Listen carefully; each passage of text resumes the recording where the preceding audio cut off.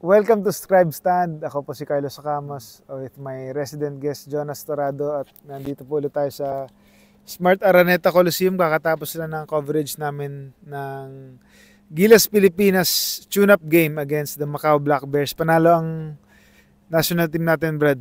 Ano score? 103-98. So yun, it's their binansag ang send-off showdown. Send-off, Dahil sinesend-off natin ang Gilas sa FIBA Asia Cup sa this week na, later this week sa Jeddah, Saudi Arabia. So, three questions okay. After this. Sige, let's go. Tune-up game win against the Macau Black Bears. First question, ready na ba, Brad, ang Gilas after what you saw from this, at least from this tune-up and after their 2-week training camp? Siguro kung ganun ang ilalaro nila, yung pinakita nila second half, kaya sabihin ready. Kasi grabe yung depensa na pinakita nung Gilas nung second half. And then, doon nag-translate into positive sa opensa. Naka-knockdown tayo ng mga outside shots. Justin Brownlee, of course. AJ Edong, ganda ng pinakita down low. Siyempre, Dwight Ramos, bukod sa pogi pa, nakakapag-deliver. CJ Perez na kahit galing sa finals. Believe ko rin. Instant impact for Gilas. Kung gano, sa point na ganun, yung second half na nilaro nila, ready sila. Pero you have to also look back yung very lousy yung first half nila. Ewan ko, pwedeng sabihin natin baka hinayaan ni Coach Tim mangyari yun dahil tune-up game. Siguro para magkapil yung team niya kung paano maglaro after, kasi July 7 sila nag-start, wala pang wala pa silang tune-up, wala, puro training lang, practices.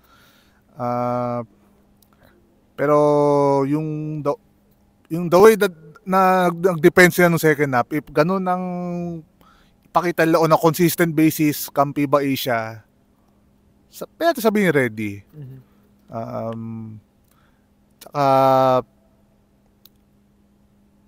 Yung hindi pa natin nakikita paano yung Gilas, itong Gilas na to, with Jun Marpardo and Calvin Optana, if pwede si Calvin Optana maglaro sa FIBA Asia dahil yun nga, sabi ni Coach Tim, 50-50 si Calvin Optana for the competition. So yun nga, hindi lang si Kai Soto yung wala sa atin, but possibly Calvin Optana. Pero based from what we saw, yun nga, second half, maganda, kumbaga dahil yung chemistry na pinakita lang nung second half, feeling ko bunga yun ng matagal na nilang pagsasama. Yun naman ang gusto ni Coach Tim na kahit short yung pool or yung iniretain niya yung pool niya na konti lang. Kilala na agad nila yung isa't isa, di ba? Hindi na kailangan mga pa. So kahit sabihin mo 2 weeks lang yung preparation nila, dahil nga kilala na nila ang laro ng isa't isa, kumbaga mabilis na yung adjustment nila sa pag, kumbaga, running or parang, ang tawag niyan? Anyway, nakalimutan ko yung idiom na yun. Basta parang nakabalik agad yung yung rhythm nila. Pero yun nga, kung makikita mo yung first half nga, parang, di ba, sa mga lousy, parang, tama nga na parang, hinayaan lang muna ni coach na mag-settle muna. Parang hinayaan niya laruin niya lang muna or to figure out ano yung laro ng Macau muna bago nila. Feeling ko napagsabihan naman sila nung halftime na ito medyo pakita niyo na yung totoong chemistry natin. Tsaka yun, nakita ko yung mas active sila mas marami silang yung kamay nila. Honest defense pa rin pero mas marami silang na force na turnovers that led to easy baskets and syempre makikita mo yung playmaking rin ni Justin Brownlee and he took over nung down the stretch na yun naman talaga yung niya. Di ba, Brad? Tsaka sa transition defense sila they make sure na kahit nakaka-score, hindi yung nung second half hindi siya yung talagang easy basket na may effort na mapigil yung Macau na makascore. Pero yun nga, kahit sabihin natin baka tinan muna sa feel nung game nila coach yung first half, suspect yun pagdating ng FIBA Asia kasi may mga times nga nung last window, di ba? Yung lalo na against Chinese Taipei, yung dami nilang naalaw ng mga tira sa labas. Like, to first half, 12 threes ang Macau. Second half, isa lang na shoot ng Macau. Thanks in part to sa depensa nung Gilas. So, yung second half maganda yun. Comeback win. Tune up. But still, yung defense, it has to be on a consistent basis. Hindi lang pag kailangan na mag-ball or spurts lang. Kasi pagdating sa FIBA Asia, talagang magbabahay tayo sa mga ganung mga inconsistencies. So, that leads us to, parang related din to, question number 2. Can we compete in the FIBA Asia Cup? Siyempre, without our arguably best big man, Kai Sotto. Kung ganun ilalaro ni AJ Edo, hindi yung AJ Edo na nung last window, parang nangangapa. Kung ganun ilalaro ni AJ Edo, especially against yung mga mas mabibigat na kalaban sa competition, I think we can compete. Kayang at least semifinals. Kung si Junmar Pardo, alam natin si Junmar Pardo, ang sabi ng mga tao, dominant sa PBA, pero pagdating international, wala. Kung si Junmar Pardo yung ipapakita niya na parang nung OQT, na siguro in large part may Kai Sotto ka nun, pero si Junmar kasi ng OQT, very consistent naman. Kung ganun papakita niya again for Gilas dito sa FIBA Asia, and with AJ Edo, kaya tayo mag-compete. Nandun naman yung guard play, maganda yung nilalaro. Dwight Ramos, si CJ, syempre Justin Brownlee. Syempre. Lalo na pagka mga kailangan na ng mga baskets, nagde-deliver si Justin Brownlee like tonight. Siguro sa point na yon, kaya natin maging threat sa mga kalaban natin dito sa competition. Ang gusto ko kay AJ Edo, Brad, yung agility niya tsaka yung activity niya. Feeling ko siya yung nag-typify nung active hands ng Gilas on defense. Parang siya yung last line of defense natin na kinokontrol niya talaga, Brad, na wala siyang hinahayaan na kung hindi man niya mapalpal, na-alter niya yung Brad, na-alter niya yung trajectory ng mga tira ng kalaban. And ganun ka-importante yung niya, yung presence niya, na kahit wala si Kai, parang na-feel niya agad yung void nang wala si Kai, na pwede siya yung maging ka-twin tower ni Junmar, Brad. No, so ganun ka ano ba 6'10", 'di ba? 6'10" si ganun, AJ. So feeling ko yung 6'10" ba? Defense pa lang niya. Defense yung pinakakailangan sa kanya, pero sa opensa grabe rin siya. He's always in the right place at the right time. Tapos napatunayan na niya na stretch big man siya. Although may na-shoot bang tres si AJ today? Parang wala ata, no? Pero basta more alam kong inside kasi yung yung pero lagi siyang sakto, lagi yung mga cut niya sa offense 6'10", 'di ba? Anyway, nakadalawang dunk ata siya off cuts nung first half. Tatlo. So ganun siya ka He was yung high basketball IQ siya. So yun, that's what you expect from him, na to seamlessly fill the void na nawala kay kay Sotto. And yun nga, feeling ko with him now in the team, na parang yung totoong AJ Edo, siguro nga tama ka. I can agree na kaya natin mag semifinals. Na nabanggit ni medyo hindi kasi natin na-scout yung mga Brad, medyo hindi tayo familiar sa ibang kalaban ng teams, pero na parang narinig natin na medyo mga bata yung mga papadala ng ibang teams. O siyempre, kahit bata yun, sabihin mo New Zealand, magpadala ng batang team, quality pa rin yun. Medyo mahirap pa rin kalabanin yun. So, New Zealand, tingin mo, sino mga top contenders dito? Siyempre, Japan.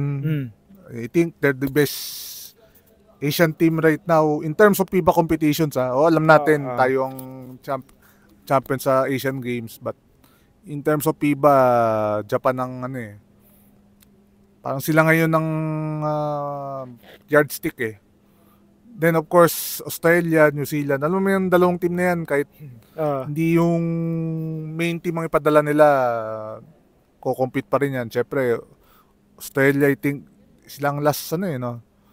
Defending champion? Defending two-time champion. So, hindi, yung lineup pa nila nun, hindi naman yung mga bigatin. But, sa Asian level, talagang malakas sila. Regardless kung sinong padala nila. Tsaka, para lang sa mga viewers, Brad, ang FIBA Asia Cup kasi, medyo sabihin natin no bearing technically sa World Cup qualifiers. Pero syempre seryosohin niyan, Brad, 'di ba? Hindi yan basta-bastang tournament lang na kahit sino lang papadala mo. Kahit kumbaga medyo bragging rights pa rin yan na you can consider yourself as the best Asian team kung nanalo ka talaga dito.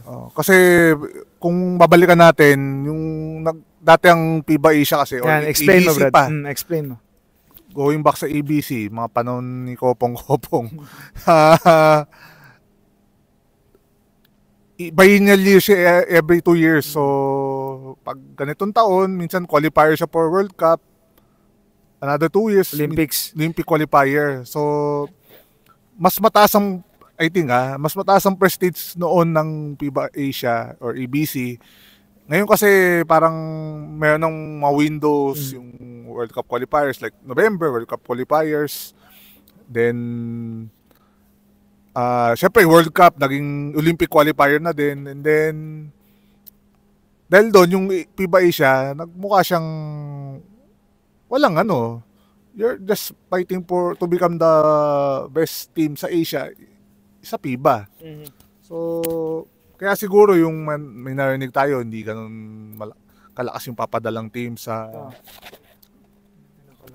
Okay. Ilaw? May ilaw pa. I mean, may ibang teams na hindi papadala yung best team nila dito sa competition na to. And speaking of Gilas big men, my third question, Quentin Millora Brownbad, Gilas prospect, big man prospect. Nakita natin glimpses of his potential today.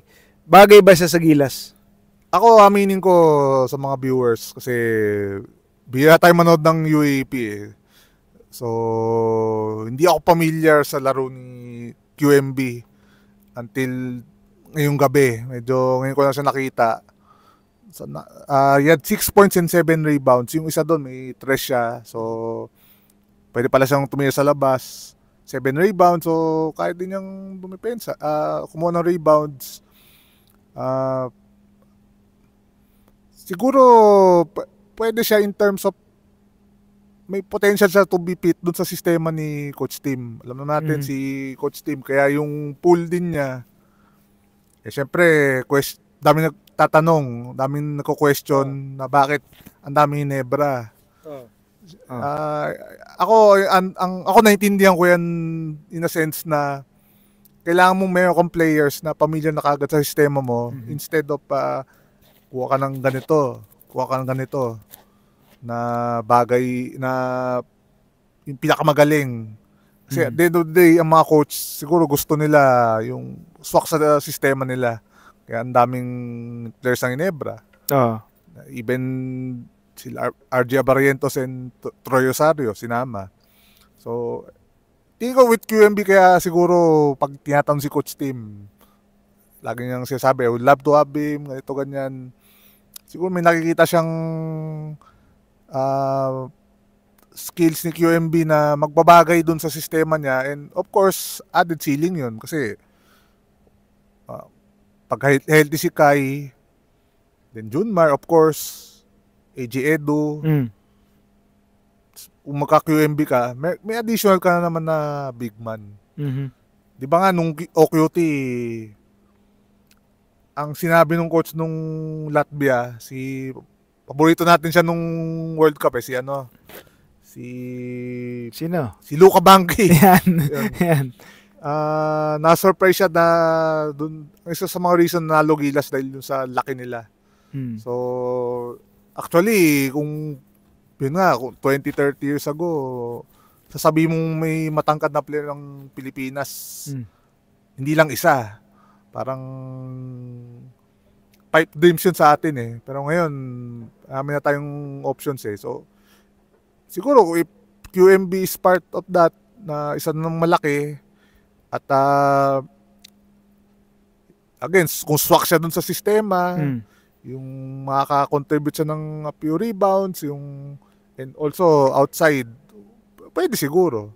Pero, siyempre, ang ano pa rin dyan, yung eligibility niya. Yun nga, yun yung pinaka-question eh. Kasi hindi natin alam, ano ba siya, naturalized ba siya, local ba siya, at parang nilalabanan pa ni SBP and si QMB kung ano eh, kung ano pa talaga status niya. So parang naghahanap sila ng FIBA exception no, na kasi ang tama ba na nakuha niya yung passport niya before 16 or after 16 he's saying na nakuha daw niya before 16. So that should, 'di ba? Dapat pero, technically siyempre alam mo naman yung FIBA medyo hindi natin minsan malaman yung mga eligibilities. Minsan, papayagan, nung una, hindi papayagan si ganito, biglang few years after, pinayagan na. Example, Newsome, dati, di ba? Ano siya eh. Kaya hindi siya nakalaro nung Champions Cup before for Meralco kasi, club tournament yun, pero FIBA rules. Hindi siya pinayagan dahil listed siya. Is not considered na local at that time. Kasi he got his passport after 16 eh. Yeah. Yun. Na-confirm ko kanina. Tinanong ko sa kanya kanina. So, for some reason, after a few years, parang before pa yata nung Chotayes na. Yung second return ni Chotayes sa Gilas, doon na pinayagan si Chris Newsome. So, yun. Through Boss Alpanlilio daw eh. Parang alam ko siya yung may connection sa so minsan Central complicated Board, yung although kahit minsan alam natin ganito ganyan minsan masyadong complicated ang FIBA eligibilities. Anyway, back to his parang worth. Nabanggit ni John Ballesteros ng One Sports. Nanood kami kanina nung simula nung second half na system guy daw si QMB. So coach team triangle. So mukhang fit naman sa kung system guy nga talaga si QMB, dapat mag-fit siya sa triangle na meaning sistema. Kung ano yung sistema mayroon. Kung ano yung sistema ng coach. Willing siya to adjust or willing or kung ano man yung sa kanya, gets niya. Parang ganun. Or mabilis siya makapick up. So, ako, yung nakita ko lang naman, parang he's a fast learner. Siyempre, bagong team lang niya itong Macau Black Bears. So, parang medyo nag-fit in naman siya agad. And, yun nga, nakatrace siya kanina. So, masabi mo siyang stretch big man. And, willing siya to, bang bodies. Kasi, ewan ko, nakita ko siya nung dulo nga, na parang, he's willing to mix it up eh. Tsaka, solid naman yung rebounding rate niya. So, expect mo sa 6'10 guy. So, mukhang bagay naman sa Gilas. So, tingnan natin in the future. Hindi ka alam kung near future or far future kung magkakaroon siya ng FIBA exemption or exception ba para to gain local status. Hindi naturalized.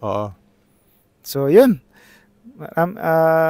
Yun, mga lang namin, nagde-debriefing lang kami after that Gilas tune-up. So, any final word, Brad, after or before the national team goes to or flies to Jeddah? Si Gilas alis ng Wednesday. They say na sa umaga magpa-practice sila, then afternoon lilipat na sila for Jeddah. August 2 may tune-up sila against Jordan. Di lang natin alam kung mapapalabas yun or pero yun nga, may tune-up sila against Jordan. Then, hindi si Ronde ang si Dart Tucker ang naturalized. Then August 5 opening ng FIBA Asia against Chinese Taipei. Actually yun Carl. May axe to grind si Gilas doon. Natalo tayo nung February window. Shock loss yun, Brad. Dahil na rin yung Chinese Taipei mga bago din player. So intriguing game siya for Gilas on August 5. So yun. Abangan natin tong FIBA Asia, magko-cover tayo. Pero remote.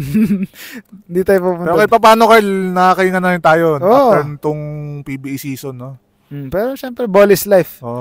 So, yun, maghanap tayo ng mga story the next few weeks. Ayun. Sige. Maraming salamat sa pagnood. Thank you kung umabot kayo dito, maraming salamat. Thank you po. Ingat, ingat sa lahat. Mm.